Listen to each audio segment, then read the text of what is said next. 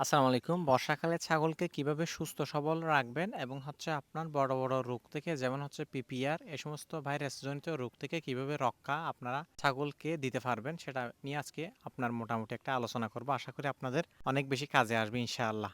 অনেকের আরেকটা প্রশ্ন, বন্যার মধ্যে অনেকের ছাগল শুকিয়ে গেছে কিংবা আপনার মারা গেছে। আমার ছাগল আমি কিভাবে সুস্থ সবল রাখছি? যেমন আজকে আমি ঘুম থেকে উঠে সরাসরি আপনার সরিষার তেলের বোতল হাতে নিয়ে খামারের মধ্যে চলে গেছি। ছাগলগুলোর নাকের মধ্যে সরিষার তেল মালিশ করতেছি যাতে আপনার সর্দি কাশি না হয়। আর যদি আপনারা এই বিষয় নিয়ে বৈজ্ঞানিকভাবে ব্যাখ্যা করতে বলেন তাহলে আমি অবশ্যই করতে পারবো না, কারণ সরিষার তেল নাকে দেওয়া এটা সম্পূর্ণ ঘরোয়া পদ্ধতি। তাহলে কি আমি সবসময় ঘরোয়া পদ্ধতি অবলম্বন করে ছাগলকে সুস্থ সবল রাখার ট্রাই করি? আসলে বিষয়টা মোটেই এরকম নয়।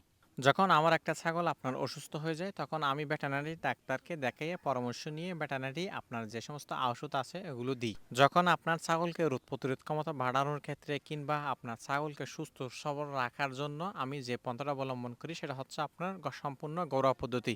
সংক্ষিপ্ত আকারে যদি আমি আপনাদেরকে বলি, আমি ছাগলকে সুস্থ সবল রাখার জন্য সর্বোচ্চ দিয়ে চেষ্টা করি, কারণ আমি এতটুকু বিশ্বাস করি যে চাহিদার চাইতে একটু টাকা বেশি খরচ করলে কিংবা আপনার একটু কেয়ারিং বেশি করলে ছাগল সুস্থ সবল থাকে। আর যদি আমি কিপটেমি করে এই সমস্ত খরচগুলো বাঁচানোর ট্রাই করি এবং ছাগলকে যদি সুস্থ সবল রাখার চেষ্টা না করি, ছাগলকে যদি কেয়ারিং কম করি, আল্লাহ না করুক যদি ছাগল অসুস্থ হয়ে যায়, তার পেছনে যে কি পরিমাণ টাকা অপচয় করতে হয়, কি পরিমাণ টাকা আপনার খরচ করতে হয়, নিজেকে কি পরিমাণ পরিশ্রম করতে হয়, এমন এমন রাত গেছে আমি অনেক রাত ঘুমাই না। ছাগল অসুস্থ হয়ে যাচ্ছে, আপনার ছাগলকে সুস্থ করতে পারতেছি না এবং বিভিন্ন ভেটেরিনারি ডাক্তারের আপনার পরামর্শ নিতে হয়। সবকিছু মিলিয়ে এতটুকুই বলবো, কিছু টাকা বেশ খরচ হলেও আপনারা একটু ভালোভাবে ছাগলগুলো দেখাশোনা করবেন। আর যদি আপনার ছাগল অসুস্থ হয়ে যায় তাহলে আপনার ভালো ভেটেরিনারি ডাক্তারের পরামর্শ নিয়ে অবশ্যই ট্রিটমেন্ট করবেন। আর আমার ছাগলটা আপনার প্রায় বন্যার পর থেকে গোসল করা হয় নাই, আর এখন আপনার এত পরিমাণ আবহাওয়া পরিবর্তন হচ্ছে, আমি যদি গোসল করাই অনেক সময় আপনার সর্দি হয়ে যাবার কিংবা গায়ে জ্বর আসার অনেক বেশি চান্স রয়েছে।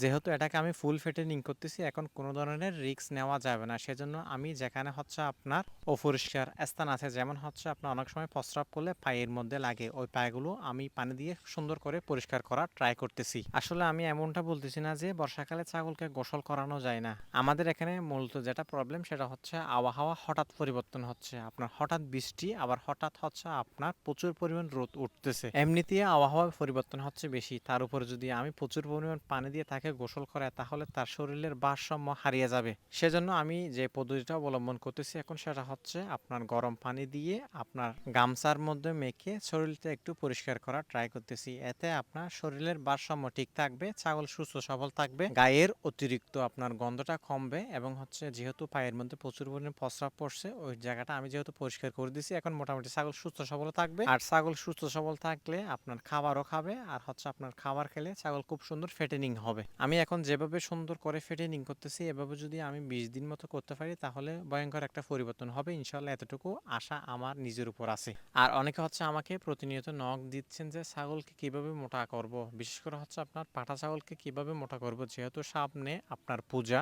তাদেরকে আমি রেকমেন্ড করব, আমার একটা ইউটিউব চ্যানেল আছে হাবিব ভাই ব্লগ, ওখানে আমি ছাগলকে কিভাবে মোটা করতেছি ওই বিষয় নিয়ে আগে থেকে ভিডিও অলরেডি আপলোড করা আছে। যদিও আমি ভিডিওটা আপনাদেরকে ইউটিউব থেকে ভিডিওগুলো দেখে আপনারা খুব সুন্দরভাবে ছাগলগুলো মোটা করতে পারবেন। আর বিশেষ করে আপনার অনেকে আমাকে কমেন্ট করতেছে কিভাবে ভুট্টা ফার্মেন্টেশন করব, সেই বিষয়েও অলরেডি আমার ইউটিউব চ্যানেলের মধ্যে ভিডিও আছে, আমি এটা স্ক্রিনের মধ্যে দিয়ে দেবো। আপনারা সার্চ করে কিংবা আমার হাবিব ভাই ব্লগ নামে ইউটিউব চ্যানেলটা সার্চ করে ওখান থেকে আপনারা চাইলে দেখে আসতে পারবেন। একটা জিনিস সবসময় মাথায় রাখবেন, সুস্থ সবল রাখার মূল চাবিকাঠি আপনার সঠিক যত্ন এবং সঠিক খাবার। ছাগলের প্রতি আপনার ভিতরে যদি একটা এক্সট্রা ভালোবাসা কাজ না করে, আমি রেকমেন্ড করবো ছাগল না পালন করাটাই বেটার।